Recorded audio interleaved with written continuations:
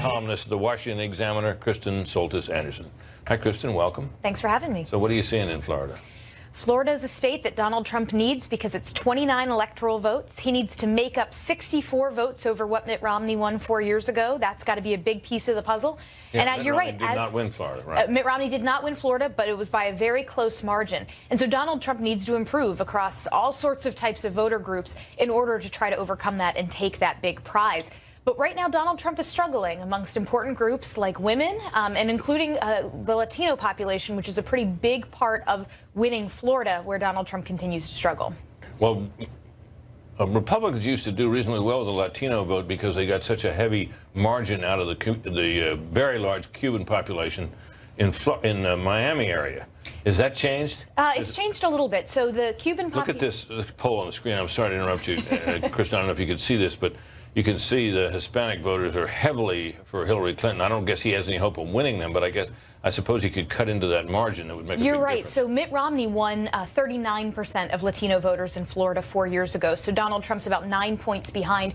Part of that, as you mentioned, is the composition of the Latino vote in Florida has changed. So Cuban Americans tend to lean further to the right, more conservative. It's an important part of the Republican vote in that state. And they make up a little over a third of all Hispanic voters in Florida. But their numbers have been shrinking as a part of the overall pie because of the growth of the Puerto Rican community in Orlando, where I'm from. Large numbers of folks are coming over from the Puerto Rican community into Orlando. And right now, only 17% of Puerto Rican Hispanics in Florida are voting for Donald Trump. So he's really got to boost his numbers, particularly amongst Latinos in the center of the state. Is there any clear reason why he does so poorly with the Puerto Rican immigrant vote?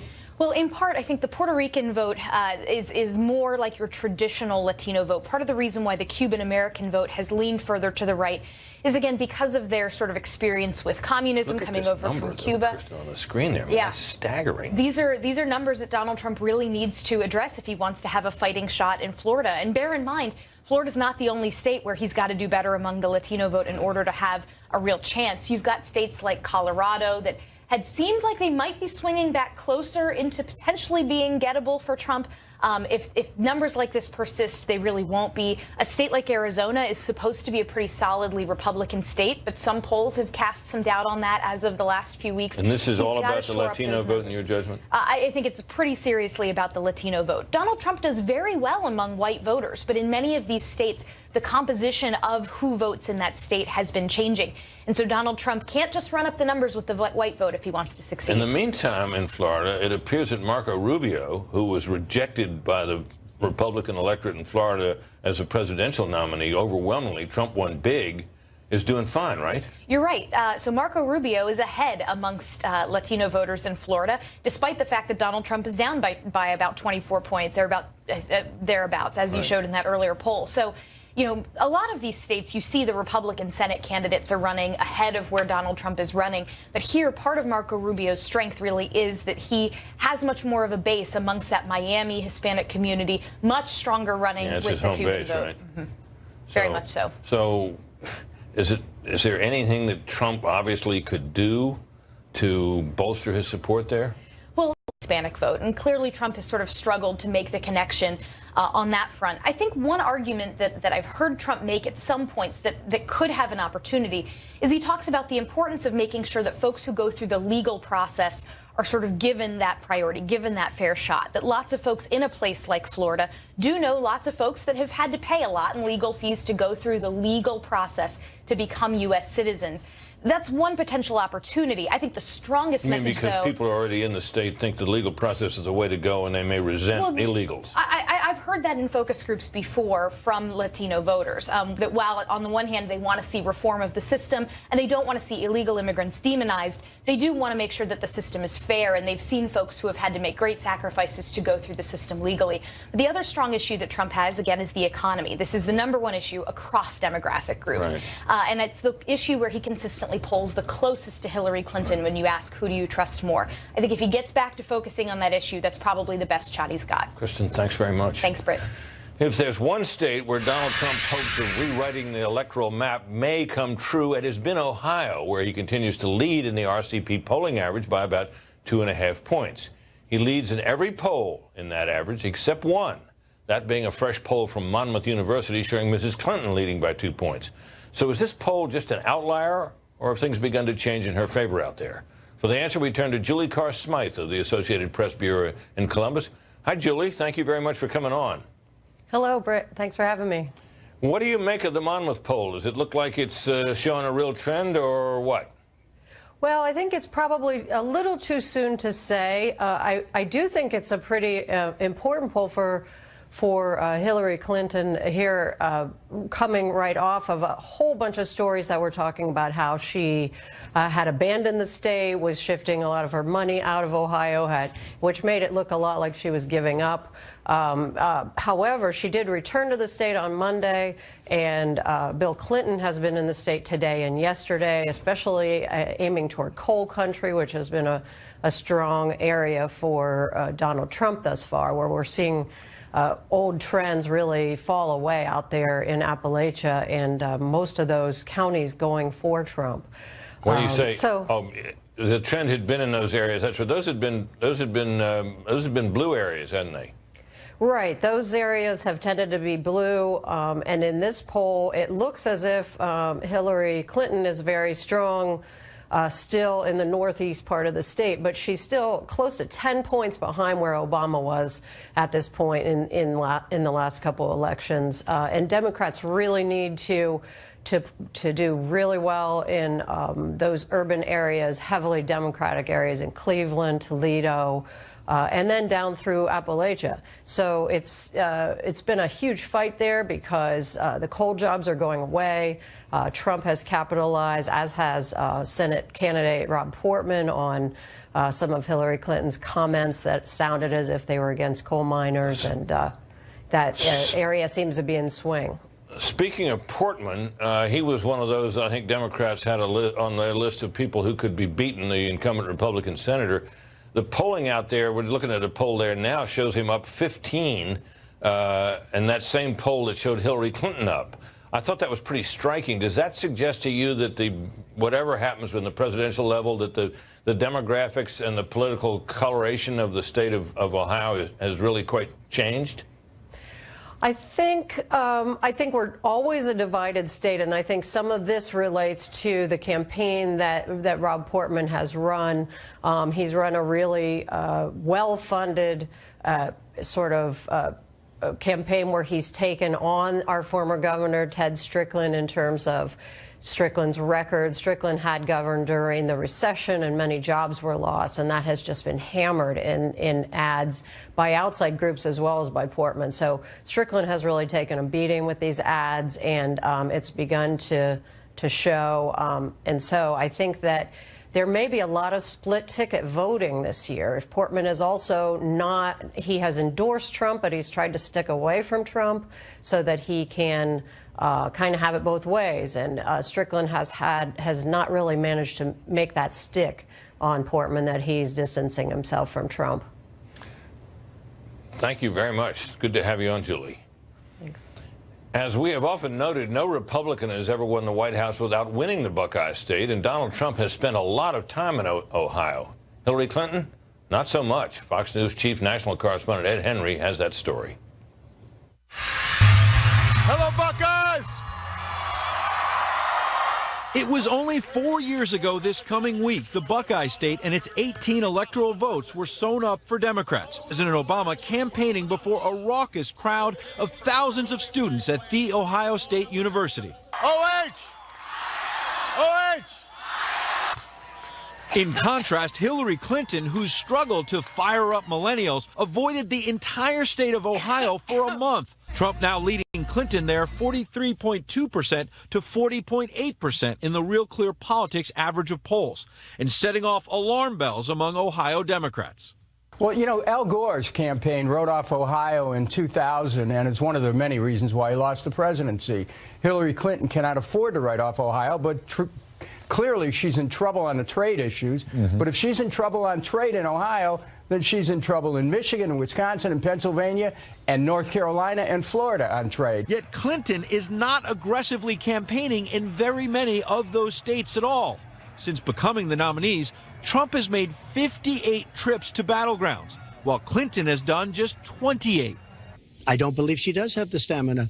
To be president of this country, you need tremendous stamina. Clinton fired back at the first debate that she had the stamina to travel to 112 countries as Secretary of State.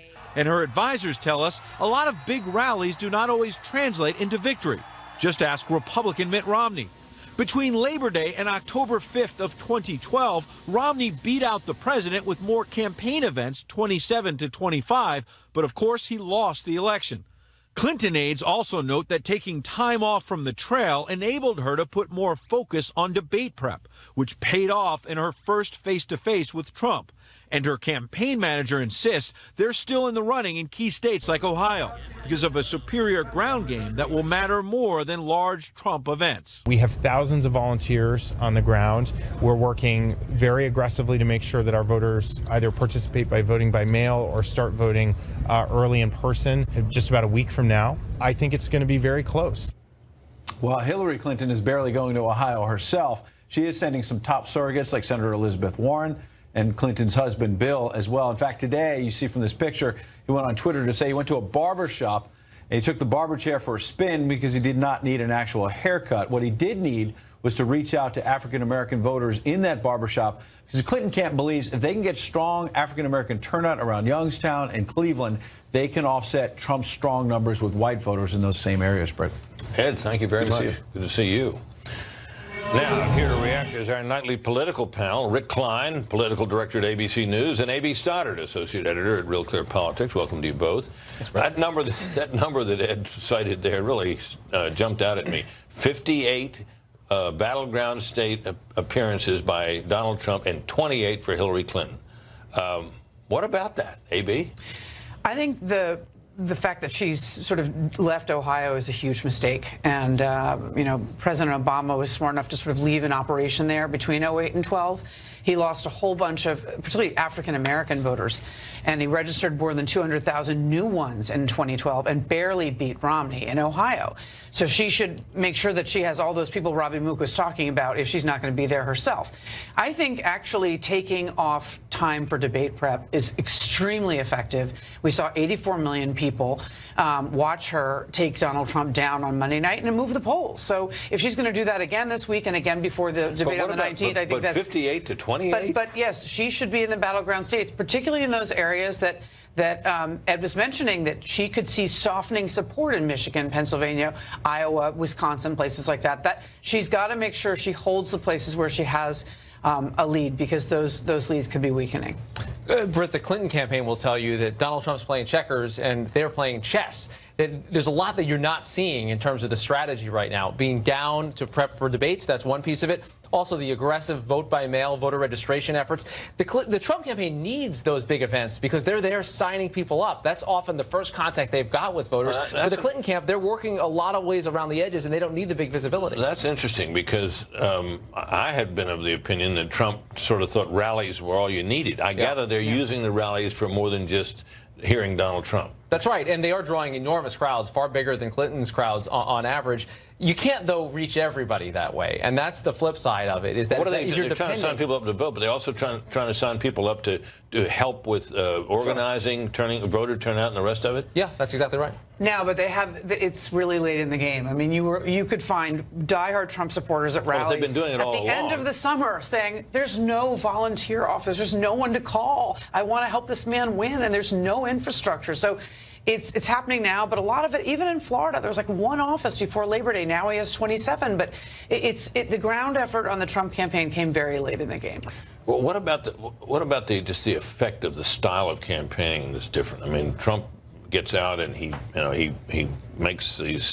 attends these huge rallies. He has this larger-than-life personality. People turn out, I think, in part to see him for the sheer novelty of his candidacy, which, even though we've been living with it now for more than a year, or quite a bit more than a year, as a matter of fact, people, I think, are still turning out to see him. Does that account, do you think, for the striking difference between the size of his crowds and the size of hers? Yes, he's very exciting, and she's really boring. She was really boring in 08. She hasn't gotten any more exciting. When she gets, she has soft support. His 42% of the country adores him, and they will turn out. Her 44.5% it's a little soft, and she could easily lose this race because a lot of them won't turn out. The ones that go to the rallies love her, but they don't look like they're having the best time. Enthusiasm can matter. And we saw the crowds in 2008 for President Obama, then Senator Obama, and you realize there was something genuine going on that ended up winning an election. And you could go back to Bill Clinton and the excitement that he generated. But that isn't the only metric here. That's not the only way to measure this. And I think Donald Trump has packed them in big, and he's dominated news cycles with doing it. Often it is the big show in town when they get these massive rallies, sometimes even in red states. But you need to be doing more than that. And that's where the Clinton campaign feels like they have an edge, that if this is a close race, they have efforts that often we don't see that are going to be a lot more effective than packing them in big at the big rally. Rick, AB, stay with us. Right now, let's speed read some other news from the world of politics. The vice presidential debate ratings are in, according to data from Nielsen. 37.1 million people tuned in to watch Governor Mike Pence and Senator Tim Kaine. That's the lowest rating since the 2000 debate between Dick Cheney and Joe Lieberman. Compare that to the highest rated VP debate ever, with 69.9 million viewers. That was the 2008 matchup with Sarah Palin and Joe Biden. Vice President Bill Clinton is walking back his comments about Obamacare at a Hillary Clinton rally in Michigan, you'll recall. And he said Obamacare was, quote, the craziest thing in the world. That's a quote. But today, President Clinton said he strongly supported the law, but acknowledged there are some problems. The Paris Climate Accord will take effect on November 4th, but as of today, the agreement on climate change had been ratified by 72 countries. That agreement, reached in December of 2015, is intended to cut global greenhouse emissions. President Obama said today, quote, this gives us the best possible shot to save the one planet we've got. But there is one small problem. There are no penalties in that agreement for countries that break it. Yahoo may not have spied on its users after all. The company has pushed back against a report that Yahoo scanned millions of users' emails for the NSA and the FBI. Yahoo's customer care Twitter account tweeted this, quote, we narrowly interpret government requests for user data to minimize disclosure. The described mail scanning doesn't exist on our systems. Some Yahoo critics, however, say that statement doesn't exactly say that the report of millions of mail scanned is false. The FBI destroyed evidence in the Hillary Clinton email investigation. Now members of Congress demand answers from the Attorney General. Catherine Herridge has that story straight ahead. But first, millions of Americans are in its path. A check on the forecasted path of Hurricane Matthew coming up next. This is a Fox News alert. Hurricane Matthew is a major threat to millions of Americans. And here is Fox News chief meteorologist Rick Reisman. Rick? Yeah, an incredible storm. Obviously, Haiti and Cuba already dealing with it, and that did disrupt it a little bit when it moved over the little bit of land that it did. Now it's back here over the open waters around the Bahamas, an island chain of about 700 islands, but none of them with any mountains on it that would break the storm apart. And the water across here is incredibly warm. Temperatures breaking records for this time of year. So plenty of fuel for the storm to strengthen. It's right now a 120-mile-an-hour storm. Forecast to get stronger than that, though, as it gets closer to the Florida coastline. We have hurricane watches and warnings all up and down the coast of Florida, as well as Georgia. But the warnings in effect from around Daytona Beach just to around the Miami Beach area. And it also goes inland. Important to note, we've been talking so much about the coastal impacts, but we have hurricane warnings in effect inland towards Orlando. You get the idea. Expect to see the winds very strong across interior sections as well. That'll cause a lot of power outages with a lot of trees down, I believe. Here is a look at one of the future kind of forecast models that we watch. And this is a wind model. You'll see by tomorrow midday, likely tropical storm force winds moving on from Miami up towards around West Palm. Then by around dinner time, we're going to see our first hurricane force winds around West Palm Beach, and that is going to continue with us all night long as it slowly moves up the coastline here. By Friday midday, we are still dealing with this, maybe a Category 4 storm somewhere right around Cape Canaveral headed towards Daytona Beach. This is our models that we look at. You like when they get very, very close together. You get an idea here. There's still a spread here, some of them bringing it just to the north of Miami, some of it offshore. In general, the general trend of this is all the same, though. It moves north, likely parallel to the coast of Florida, parallel to the coastline of Georgia and the Carolinas, and then maybe makes it kind of actually stay here across parts of the southeast for a while. Expect to see this strengthen back up to a Category 4. And take a look at this. It's very scary when you look at this, Britt. Friday morning, 2 a.m., a Category 4 storm off Port St. Lucie. Go to Friday, 2 p.m., a Category 4 storm right around Cape Canaveral towards Daytona Beach. However it goes, 20 miles this way, 20 miles the other way, will change the impacts. Nonetheless, a Category 4 storm strong enough that we're going to watch major impacts all up and down the Florida coastline, eventually Georgia and the Carolinas. And then it looks like it might loop back around and stay here off the southeast coast for a number of days. I'll let you know if we have to watch it again after that. Oh boy, I certainly hope it doesn't do that. Rick, thank you very much. You bet. Well, we'll continue, of course, to monitor that deadly hurricane. A new wrinkle in the Hillary Clinton email saga. Congressional Republicans in both Senate and House have sent a letter to Attorney General Loretta Lynch to ask for an investigation into the destruction of evidence. Fox News Chief Intelligence Correspondent Catherine Harris is here. Hi, Catherine.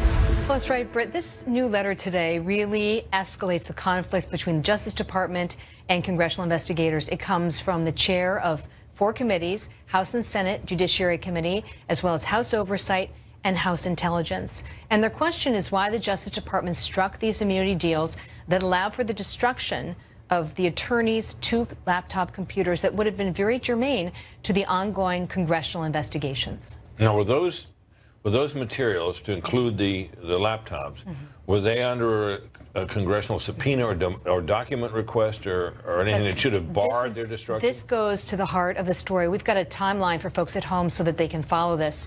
When you look at the timeline, in March of 2015, there was a preservation order and a subpoena from Congress for Clinton's records.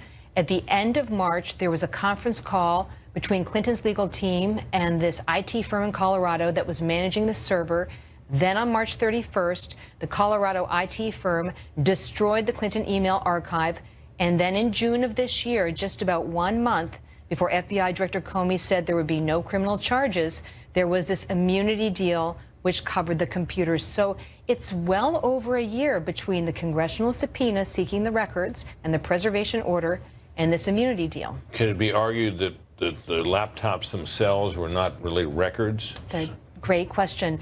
I spoke with Jonathan Turley, who is a very well-respected legal mind in this area. On this program and he said that the FBI does not have the independent authority to make a determination about what evidence is germane to a congressional investigation. Congress has its own investigative authority. So while it may not be of interest to the FBI and Justice Department, it may well be of interest to Capitol Hill. So just on ordinary prudence, you wouldn't destroy it?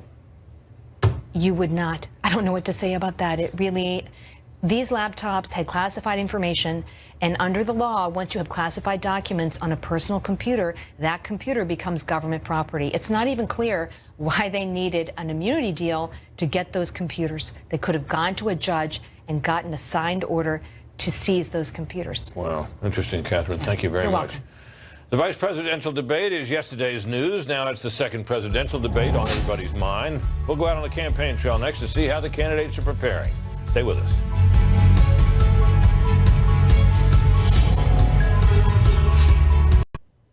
Tonight, Donald Trump is in Reno, Nevada. You can see him there on the stage right now. But tomorrow, he will head to New Hampshire, site of his first primary win, for a town hall event that could be preparation for Sunday's town hall-style debate with Hillary Clinton in St. Louis. Fox News senior national correspondent John Roberts is at that Trump rally in Reno, Nevada. Hi, John. Brett, good evening to you. Donald Trump wrapping up a busy day here in the Silver State. This is the 4th event that he has had today. He made a couple of stops actually on the way between the Reno airport and here at the convention center where he's speaking. Nevada, a very important state for him, of course. He really needs the electoral votes here, and the latest polls show Hillary Clinton has less than a 1-point lead over Donald Trump, so he feels that he's still in the game, which is why he's spending a lot of time here. He is going to make a late-night flight tonight from Nevada back to New York City, where he will spend most of tomorrow preparing for the debate this coming weekend, Sunday night in St. Louis. His campaign feels after the performance he put in last Monday at Hofstra University, he needs to work work a little more on a number of things, not taking the bait so much from Hillary Clinton, being able to pivot from the question that's asked to the question that he really wants to answer, and not missing opportunities like he did at Hofstra when the question of cybersecurity was raised and Donald Trump didn't bring up Hillary Clinton's emails. Another potential topic at the debate, because it was one that was raised last Monday at Hofstra, one that was raised last night, will be his views toward Russia and Vladimir Putin.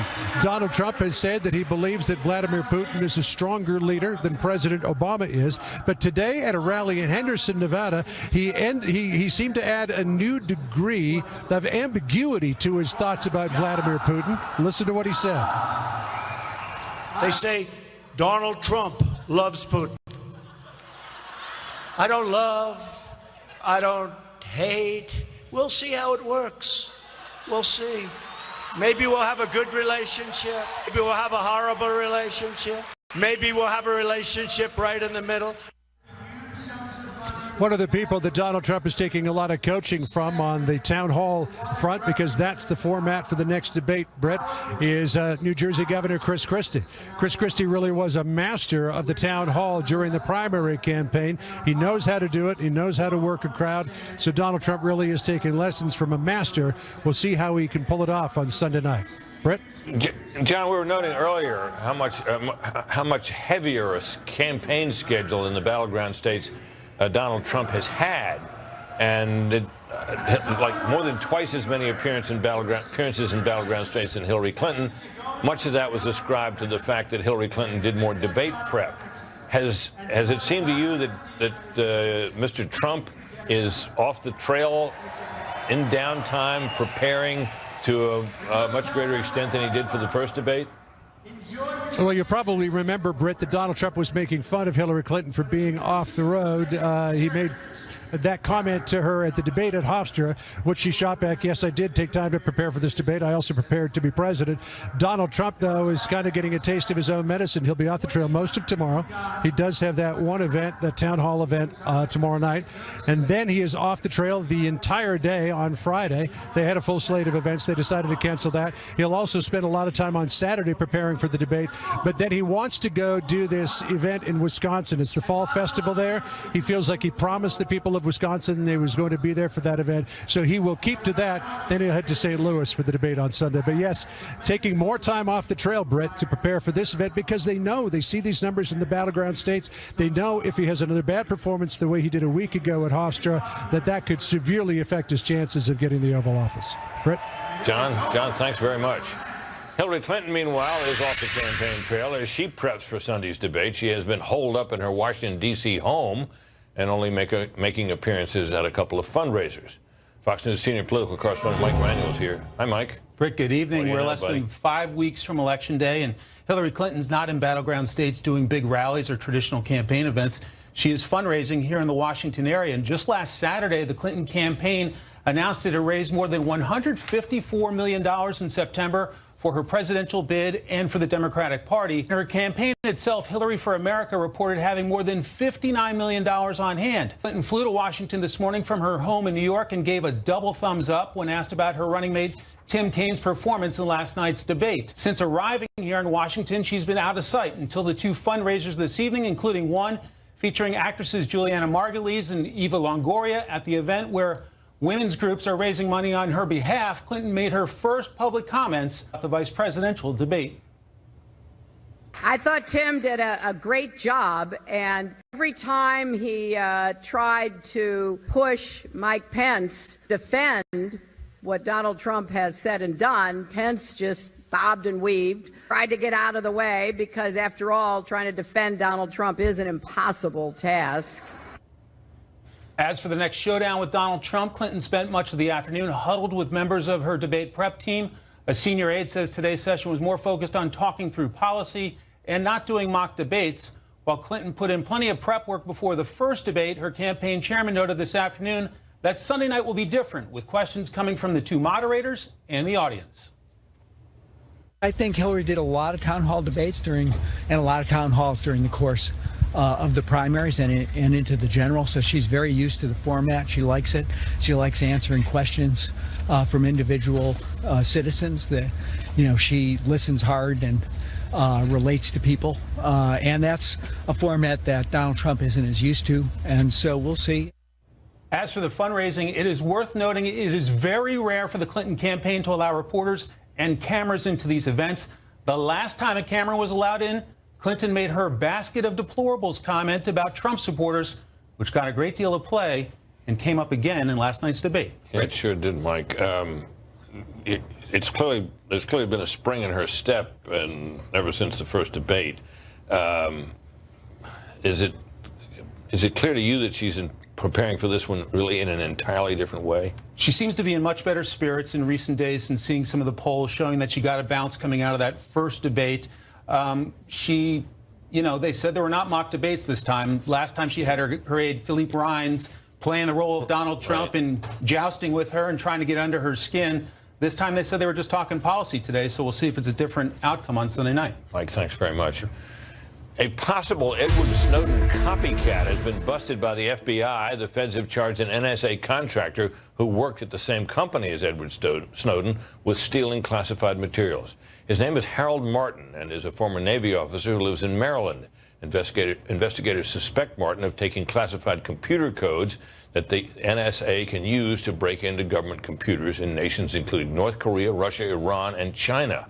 Martin's lawyers say that there is no evidence that their client, quote, intended to betray his country. And at one of the nation's top Ivy League schools, multicultural apparently means no whites allowed. Our Campus Craziness segment is next.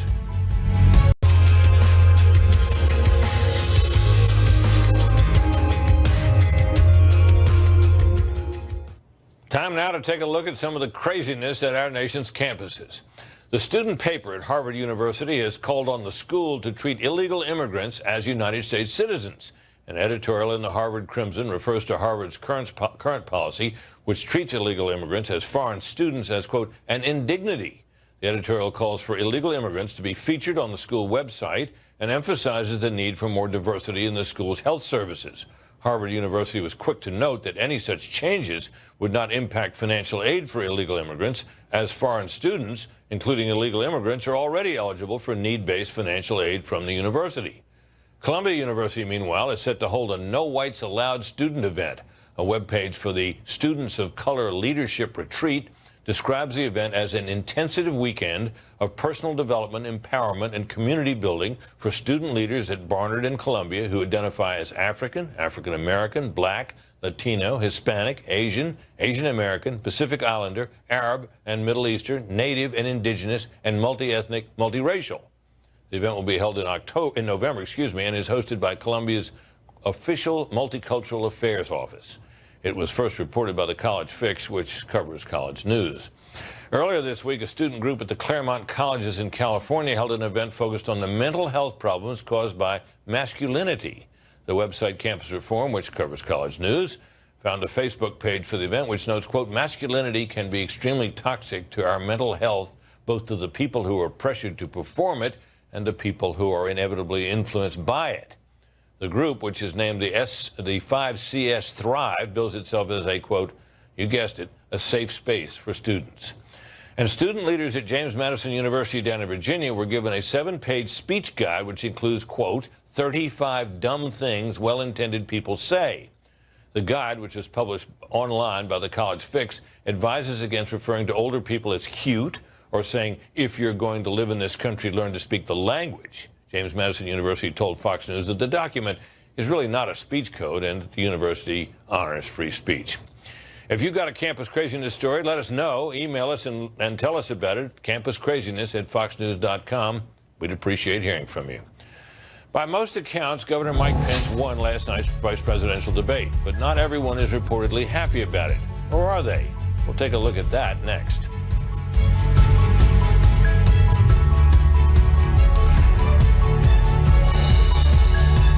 Some media reports have it that Donald Trump was not happy that Governor Mike Pence was being praised for his debate performance last night.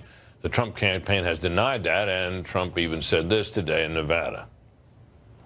Mike Pence did an incredible job, and I'm getting a lot of credit because that's really my first so-called choice. That was my first hire, as we would say in Las Vegas. And I'll tell you, he's a good one. He was phenomenal. He was cool. He was smart. He was, I mean, you just take a look at him. He was meant to be doing what he's doing, and we are very, very proud of Governor Mike Pence. Thank you, Mike Pence. Our nightly political panel is back. Rick Klein, political director at ABC News, and A.B. Stoddard, associate editor at Real Clear Politics. So what was the basis? What was the idea that Trump was supposedly unhappy about? A.B.? Well, the background quotes from the so-called, sources close to, and it was two separate reports. To the Trump or the Trump campaign, right? Those people said he doesn't like to be upstage, and Pence won, but he's lost with Trump. And so he doesn't like to be upstage, so he turned it into, he praised him today, but he also wanted everyone to know that it was his first hire, and he basically is responsible for last night. Well, let me ask you this question. You saw the debate. You saw what Mr. Trump said. Do you believe he was genuinely disappointed and upset with Pence? No, but I think the story is BS.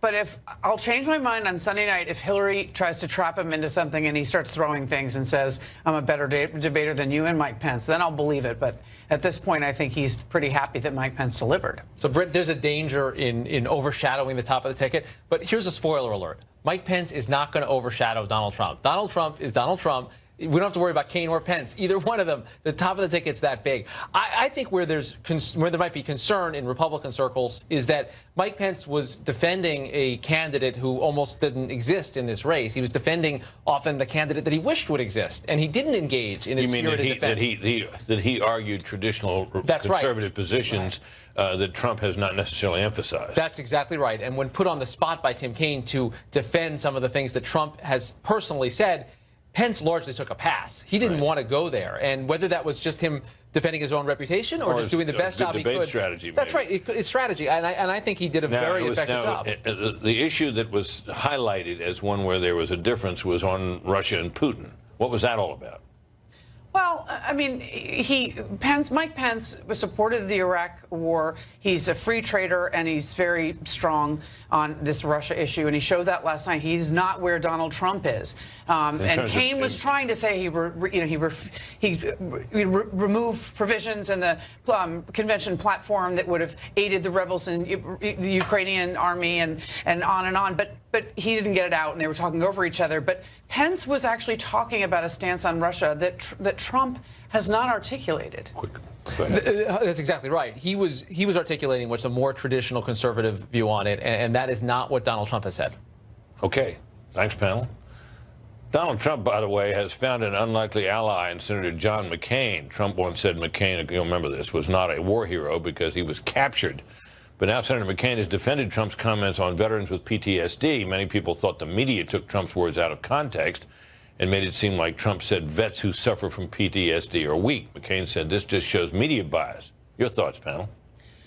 Well, I don't think John McCain's a big fan of Donald Trump, but when you listen to what he actually said in that room, you do understand in a very inarticulate way that sounded, you could say, you guys are strong, so you could survive it without any traumatic effects. Like he was saying some people are stronger than others, but we know what he meant. He was basically saying... He was not unsympathetic to the PTSD. Right, exactly. And McCain's right to point that out. And McCain doesn't want to see veterans who come back and have these debilitating, awful things happen to them used as a political prop. And I think that's why he stepped in. Not because he's got any great love for Donald Trump, but I think because he had great love for these veterans. But he's also in a tight race in Arizona, and he really wants to win another term, and he's really trying to straddle sort of distancing himself from Donald Trump, but not, throwing in his lot with the Democrats when they jump on every single thing Trump says. It does sort of raise the question of whether the media, many members of which certainly are not only don't like Donald Trump, they're afraid if he became president that the world as we know it would disappear, are overdoing it in terms of their coverage. I mean, Republicans expect a certain slant. Is this more than you've seen, Rick? I don't think so. I think there's been more attention to everything that's been said. But I think if you're president of the United States, you have to be able to put up with that, take that scrutiny, and you should think about the issues, think about how you answer the questions, and I think there's an appropriate level of scrutiny to all of that. In other words, be careful not to give any ammunition. Yeah, that's right. And that's you want to be president. Right. This is the big leagues, as Rick, Trump might say. AB, thanks very much. Coming up next, I've now been compared to someone's niece. Don't worry, it's not all bad. More mean tweets straight ahead.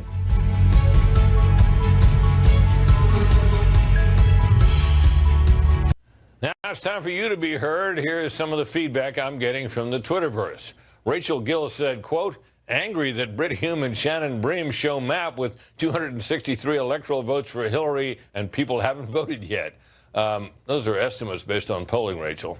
Well, those estimates or something seem to annoy Hobbs02, who tweeted, you are nothing but a butt-licking Clinton supporter. You liberals do not know how to be honest and fair.